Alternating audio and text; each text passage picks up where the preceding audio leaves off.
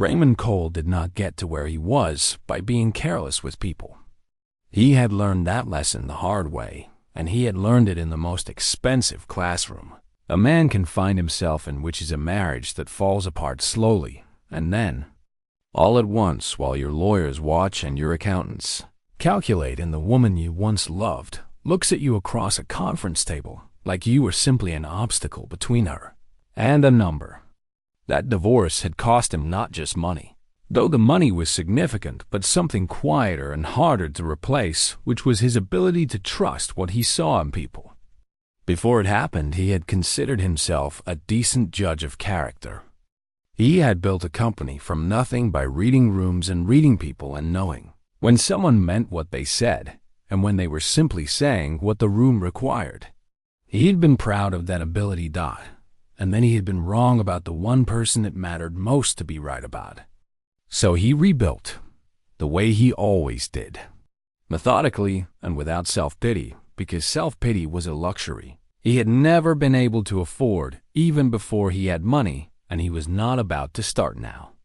He threw himself back into the company, and the company responded the way it always did when he gave it his full attention, which was by growing. His logistics firm had expanded into 3 new markets in the 2 years since the divorce was finalized, and the board was happy, and the numbers were good. And from the outside, Raymond Cole looked exactly like what the business press called him, which was one of the sharpest and most composed executives in the country. From the inside, he was a man who had stopped believing people, not in a dramatic way, not in the way of someone who talks about it or wears it visibly. He still shook hands and smiled and hosted dinners and attended the right events and said the right things to the right people, and nobody would have been able to point to a single moment where Raymond seemed closed off or damaged or even particularly guarded. He was just careful now. Careful in the way of someone who has touched something hot and rearranged their whole relationship with fire without ever mentioning it to anyone. The women in his world were a particular kind of careful. After the divorce, his circle had not exactly left him alone on that front. Friends introduced him to people. Colleagues mentioned names. Invitations arrived that were clearly designed with pairing in mind. And he had gone along with some of it because he was not a monk and he was not interested in spending the rest of his life alone. But every time he sat across from someone new at dinner and watched them take in the apartment and the car and the way the restaurant staff treated him, he felt something close inside him quietly and completely. Not bitterness exactly, more like a door he could see but could not find a way to open. He had been introduced to 4 women over the past several months. All of them were accomplished in their own right. That was what people always said when they made these introductions, as if accomplishment was a guarantee of character, which Raymond knew from extensive personal experience. It absolutely was not. One was a socialite whose name appeared in the kind of publications that track where wealthy people eat and holiday. One was a corporate attorney, sharp and well-dressed, and very aware of both qualities. One worked in marketing at a firm that handled several major brands and had the particular confidence of someone who's very good at making things look appealing. The 4th had been introduced at a gala and had since made her interest in Raymond very clear in a way that he found more exhausting than flattering. He liked all of them well enough in the surface, way you like people you have not yet had a reason to distrust. And then one evening, he was sitting in his home office going through some end of quarter reports, and his housekeeper brought him a cup of coffee without being asked, because she had worked in his home for 3 years and knew that he drank coffee. At 10 in the evening, when he was working through something complicated, and she set it down quietly without interrupting him, and he looked up and said, "Thank you," and she nodded and left, and he sat there for a moment after she was gone thinking about how little he actually knew about her, despite the fact that she had been in his home almost every day for 3 years. She was quiet and capable and completely unobtrusive in the way of someone who is very good at what they do and does not need acknowledgement to keep doing it well. She arrived on time and left on time, and the house was always exactly as it should. And occasionally he would notice something small that had been fixed or improved without any discussion, and he would realize she had simply seen something that needed doing and done it. He knew she had children. He knew she took the bus. He knew she sometimes stayed a little late when there was a particularly complicated task to finish and never asked to be compensated for the extra time, though he always made sure she was. Beyond that, he had not looked closely. And sitting there that evening with his coffee going warm and the reports open on his desk, he thought about something his old mentor had told him years ago when he was first starting out. The man had said that if you want to understand what someone is made of, give them access to something that is not theirs and see what they do with the freedom. He had said that money does not change people. It just removes the inconvenience of pretending. Raymond had remembered that advice on and off over the years, but had never applied it in any formal way. He applied it now. He spent the next few days setting it up carefully, the way he set up anything that mattered to him, which was quietly and thoroughly with attention to every variable. He arranged for a black card to be prepared with a $50,000 limit and no restrictions and no requirement for receipts or explanation. He would give it to each of the 5 women in his life, one at a time, under the simple pretense of needing some shopping or errands handled on his behalf. He would observe what each of them did with it, and he would draw whatever conclusions the evidence supported. 5 women, 4 of them polished and educated, and fully aware of who Raymond Cole was and what his world looked like, and one who came to his home 3 days a week and cleaned his kitchen and fixed what needed fixing and left without fanfare. He included her not because he expected anything particular from the comparison, but because something about that evening with the coffee had planted a thought he could not quite dislodge. A thought about what it meant to be near someone every day and never actually see them. On a Monday morning, he called his financial team and had the card activated, and he sat back in his chair and looked out at the city from his office window and thought about what he was doing and whether it was the action of a smart man protecting himself or a wounded man who had decided that a test was easier than trust. He decided it did not matter which one it was. He had been wrong before by trusting too much and too easily, and the result had been catastrophic in ways that still surfaced on quiet evenings when he was not busy enough to keep them down. He was not willing to be wrong that way again. So the test would run, and he would watch. And whatever the 5 women showed him, he would believe. He looked down at the cards sitting on his desk, thin and black and unremarkable, looking for something that carried the weight of $50,000. And the heavier weight of everything Raymond Cole was still trying to figure out about people and about himself. He picked it up and held it for a moment, and then he put it in his jacket pocket and went to find the first woman. Raymond gave the card to the first woman on a Tuesday morning, and he kept it simple, the way you keep things simple when you are trying to see what someone will do without the pressure of an audience. He called her and said he had a busy week ahead and asked if she would mind picking up a few things for an upcoming dinner he was hosting. He said the list was flexible and that she should feel free to add anything she thought the evening might need, and that the card had plenty of room on it, so she should not worry about the cost. She said, of course, in the warm, easy way she said most things, and he thanked her, and that was the end of the conversation. He checked the transaction feed that evening. She had spent $4,200 before noon. He sat with his phone and scrolled through the itemized charges, and there was nothing on the list that had anything to do with a dinner. There was a clothing boutique on the north side that Raymond knew was not cheap. There was a beauty appointment at a salon that charged the kind of prices that required a booking weeks in advance. There was lunch at a restaurant that Raymond himself had only been to twice, and both times on someone else's expense account. And at the bottom of the list, almost as an afterthought, there was a single charge from a grocery store for $63, which was the only item that could have been loosely connected to the dinner he had mentioned. He did not call her. He did not send a message. He simply noted it the way you note a temperature, reading and moved on to the next part of the experiment. The second woman received the card on Wednesday, and Raymond used a slightly different approach with her because she was sharper than the first, and he wanted to make sure the invitation to spend freely was clear without being so obvious it felt like a trap. He told her he was in back-to-back meetings for the rest of the week and asked if she could handle some personal errands on his behalf, and that the card was loaded and she should use her judgment on anything that came up.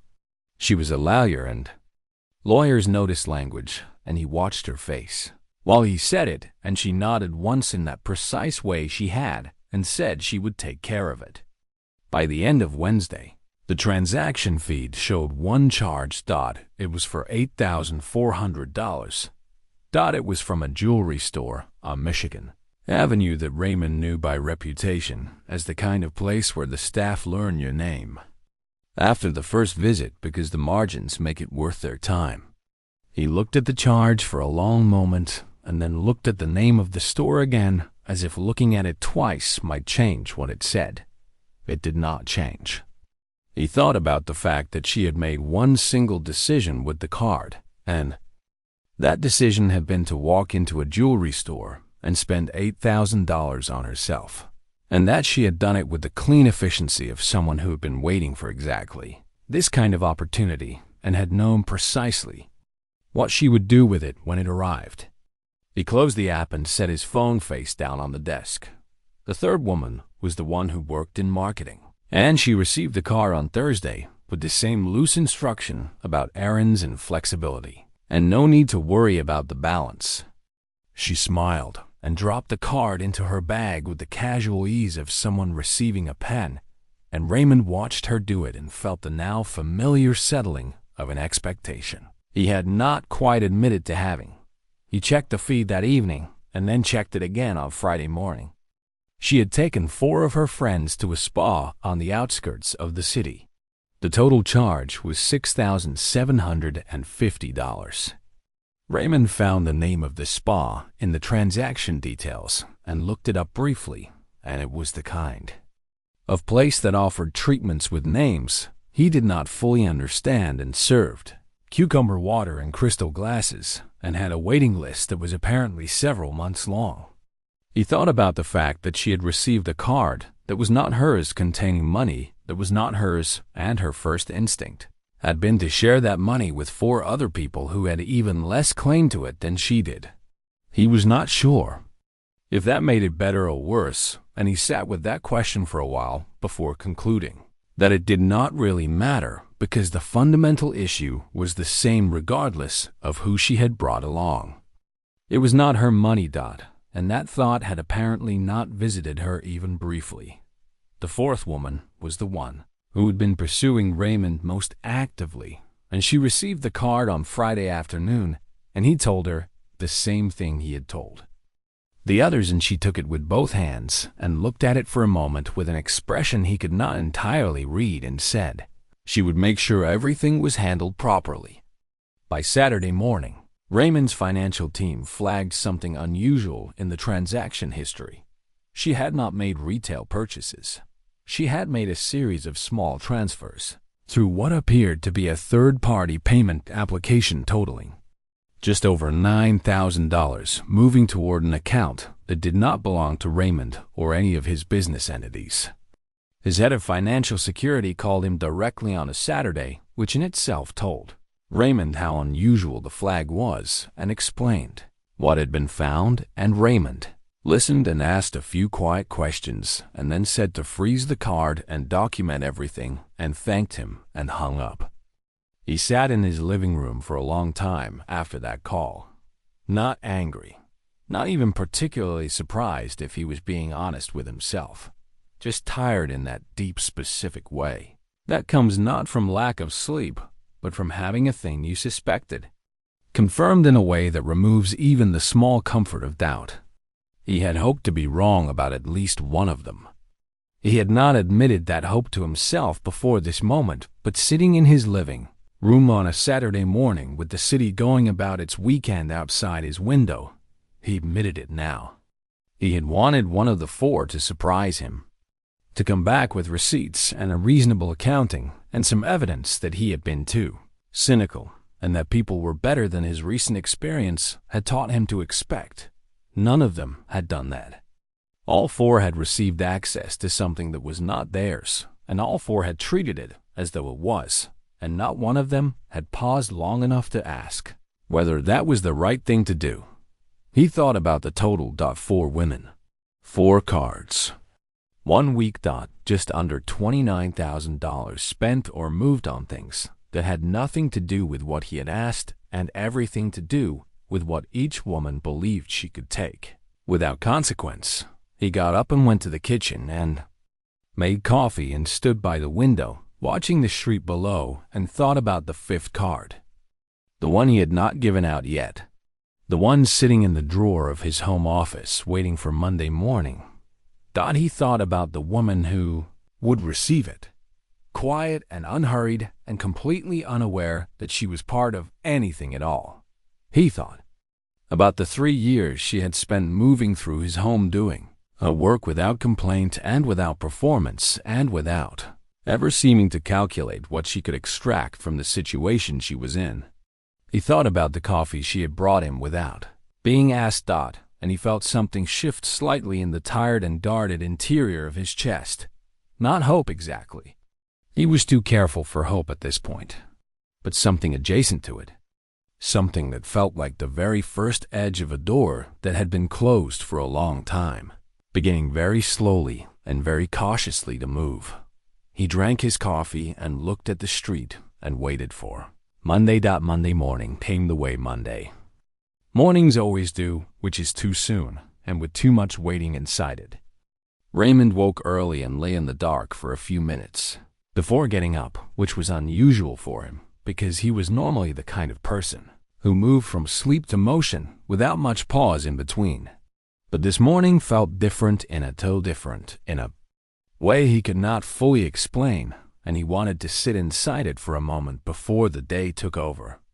He made his own coffee, which he rarely did because there was usually someone in the house by the time he came downstairs, but it was early, and the house was quiet, and he stood at the counter and drank it slowly and looked out at the gray morning light coming through the kitchen window and thought about what he was about to do. He had spent the whole weekend sitting with the results of the first 4 cards, not obsessing over them. He was past the point where other people's choices could make him spiral, but turning them over quietly the way you turn over something you already knew but needed confirmed before you could move forward. $29,000 in 1 week. 4 women who had each in their own way taken the open door and walked through it without looking back. He did not hate them for it, and that surprised him slightly when he examined the feeling. He had expected to feel something sharper.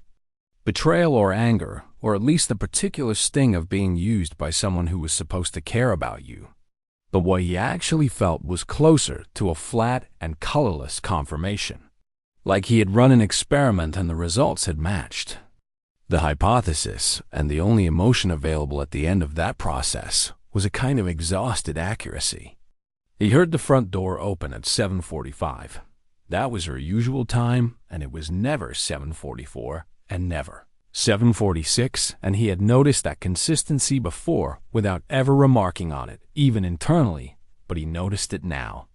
She came in through the side entrance, the way she always did, and he heard the familiar sounds of her moving into the utility room and hanging up her coat, and he stood in the kitchen with his coffee and waited. She appeared in the kitchen doorway a moment later and registered his presence there with the same calm acknowledgement she brought to most things and said good morning in that straightforward way of hers that contained no performance and no excess, and he said good morning back.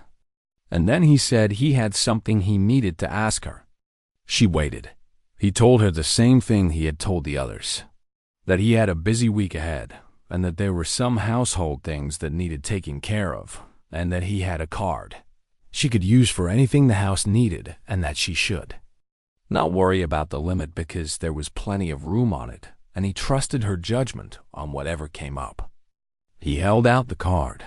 She looked at it for a moment, and then took it with one hand and turned it over once, the way you look at something when you are making sure you have understood correctly, and then she slid it into the front pocket of her jacket and said all right, and asked if there was a specific list or if she should work from what she could see needed doing. He said to use her judgment. She nodded and went about her morning. Raymond went to his office and sat down and opened his laptop and looked at the screen and read nothing.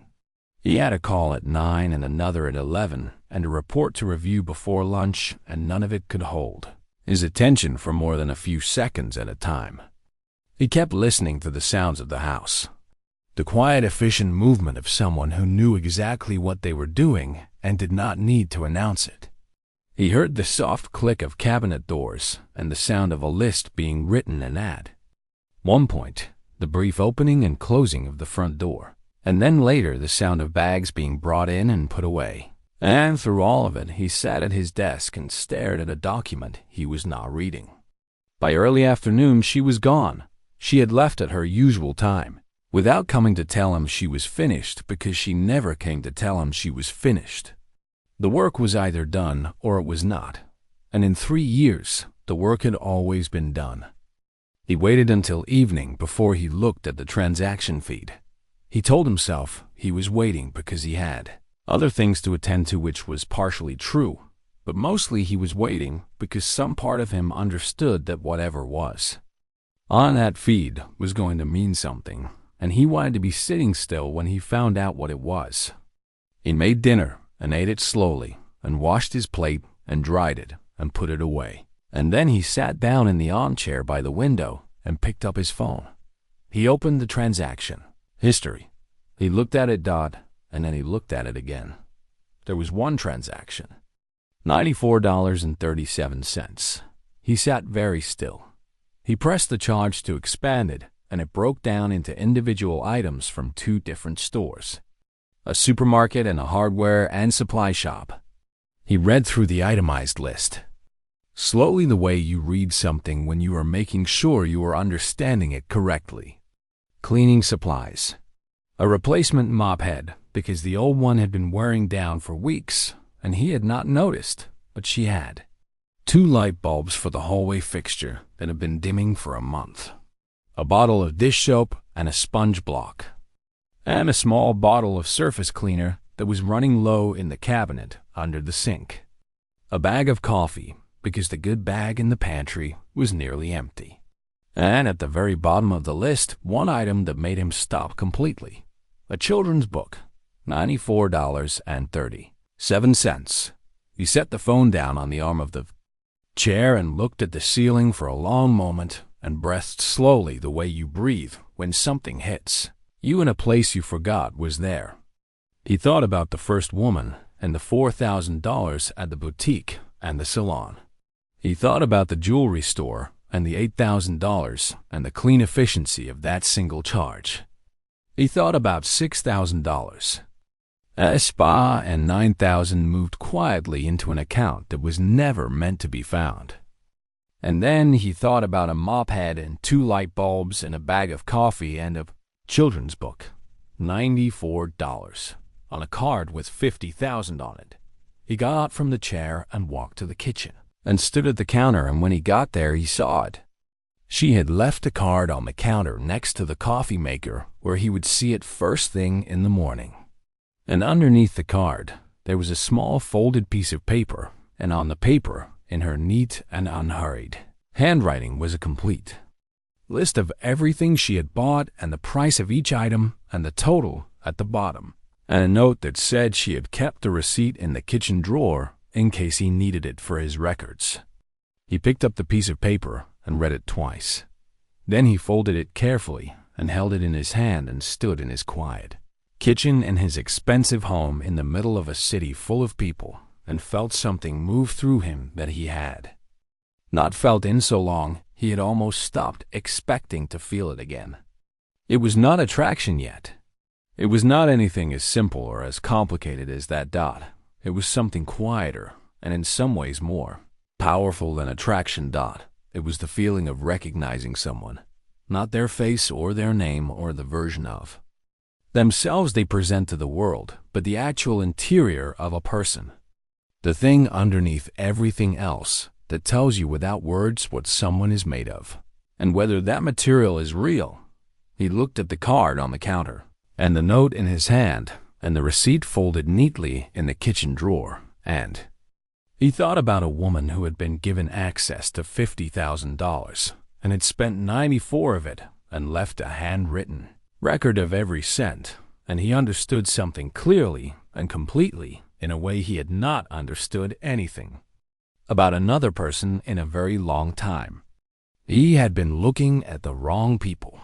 He had been looking at the wrong things entirely. And the right one had been quietly replacing his mop heads and changing his light bulbs and making sure his coffee was stocked for 3 years while he looked straight past her at everything that turned out to mean nothing at all. Raymond did not sleep well that night, and for once it had nothing to do with the company or the quarterly numbers or the board or any of the things that usually chased him into the small hours. It was the note.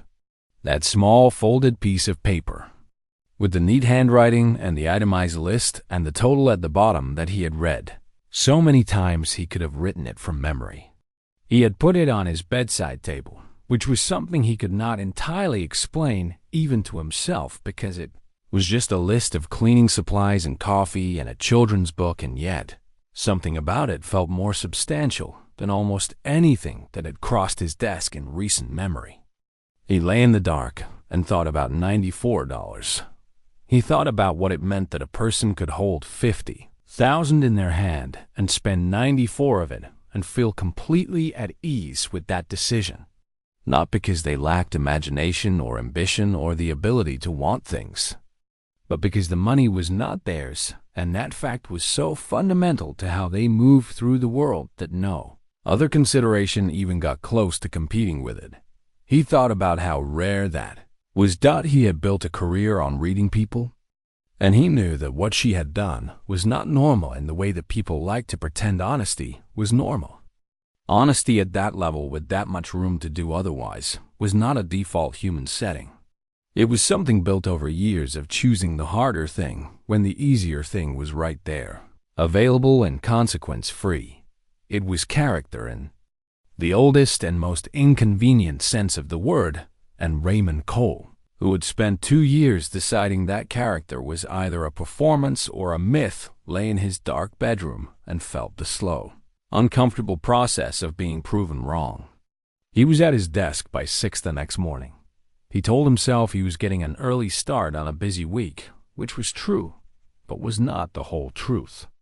The whole truth was that she arrived at 7:45, and he wanted to be there when she did. And he wanted to pay attention this time in a way he had not paid attention before. Not watching her the way you watch someone you are testing, but watching her the way you watch someone you are finally actually seeing. She arrived at 7:45 exactly. He heard the side door, and the coat on the hook, and the quiet, settled movement of someone beginning their day, and he stayed at his desk and listened and thought about 3 years of that same sequence of sounds that he had registered and filed and never once examined. She came past his office on the way to the kitchen, and he called out a good morning, and she said good morning back, and there was nothing different about the exchange on the surface, and yet everything felt different to him because he was different. He was paying attention. He found reasons to be in the main parts of the house that morning, not hovering and not making it strange, but present in a way he usually was not when she was working.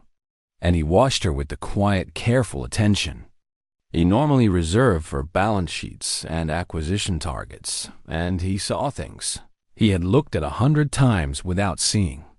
She moved through the house with a kind of purpose that was completely without urgency. Every task done fully before the next one began. She noticed things that had nothing to do with her immediate work and addressed them without comment. A drawer that had been sticking was smoother by mid-morning, and he had not mentioned it to anyone. A plant near the window that had been leaning toward the light was gently repositioned and staked with a small piece of wire she had apparently brought for exactly that purpose. She worked with the particular confidence of someone who does not need to be watched to do their best work, and in fact probably does their best work when no one is watching at all. At noon she sat in the small chair near the utility room and ate her lunch and made a phone call, and he was in the hallway, near enough to hear without meaning to eavesdrop, and the voice on the other end was a child's voice, and she spoke to that child with a patience and a warmth that filled the corridor in a way that made Raymond stop walking and stand very still. She was asking about homework. She was asking the particular way of a parent who was genuinely interested and not just checking a box. She asked follow-up questions and laughed at something the child said, and her whole voice changed when she laughed in a way that Raymond realized he had never heard before because he had never been in a position to hear it. He walked away quietly and went back to his office and sat down and did not pretend to look at anything on his desk. That afternoon he asked his assistant to pull her employment file and bring it to him, and his assistant did so without comment, though Raymond noticed a slight pause that suggested the request was unexpected. He opened the file and read it properly for the first time in the 3 years since she had been hired, and what he found there did something complicated to him. She had 2 children. He had known that in the vague peripheral way he knew many things about the people who worked for him without ever making it real in his mind. The youngest was 4 and the older one was 7, and she was raising them alone. There was no co-parent listed anywhere in the file, and the emergency contact was a neighbor 2 streets from her address. She was sending money to her mother every month. He found the reference in a note she had made when asking about pay schedule consistency in her first year, and she had explained matter-of-factly that she had a monthly transfer to make and needed to know the exact payment date to plan around it. He had approved the consistent schedule without ever registering what it was for, and at the back of the file there was a copy of an enrollment confirmation from an online college. She was studying for a healthcare qualification. The enrollment date was 14 months ago, and the program was 3 years long, and she was doing it in the evenings after the children were in bed, and Raymond sat and looked at that enrollment confirmation for a long time. He thought about what her evenings looked like: come home from work, feed the children, help with homework the way he had heard her do on the phone with that patience and warmth, put them to bed, and then sit down in whatever quiet corner of her small home was available and open a laptop and study healthcare theory and practice assessments and work toward a qualification that would take years to earn and would cost her sleep every single night. Until it was done, on top of everything else, he closed the file and sat back in his chair and looked at the ceiling. He had given 4 women a card with $50,000, and they had each in their own way taken everything they thought they could get, and not one of them had thought twice about it. And then he had given the same card to a woman who was working 3 lives simultaneously and sending money home and raising 2 children alone and studying in the dark after everyone was asleep, and she had spent $94 and left a receipt. He thought about his ex-wife and the conference table and the lawyers and the number they had eventually settled on, and how she had looked at him across that table. He thought about the note on his kitchen counter. He thought about the mop head and the light bulbs and the children's book, and he understood something sitting in that office that he had been circling for days without landing on directly. The test he had designed to reveal the character of 5 women had done exactly what he intended. But what he had not anticipated was that the most important thing it would reveal was not about any of them. It was about him, about what he had been looking at and what he had been refusing to see, and about the very specific blindness that comes from spending too long in rooms where everything has a price and assuming that means everything and everyone can be bought. If the number is right, he had been wrong, and the proof of how wrong he had been arriving at his house at 7:45 every morning for 3 years and leaving at the end of the day without fanfare and without asking for anything more than what she had earned. He picked up the folded note from his desk where he had moved it that morning without quite admitting to himself that he was carrying it around. He looked at the neat handwriting and the itemized list and the total at the bottom, and for the first time in 2 years, Raymond Cole did not feel tired. He felt something that was cautious and unfamiliar and fragile in the way of things that are just beginning, and he decided that whatever happened next, he was not going to look past her again.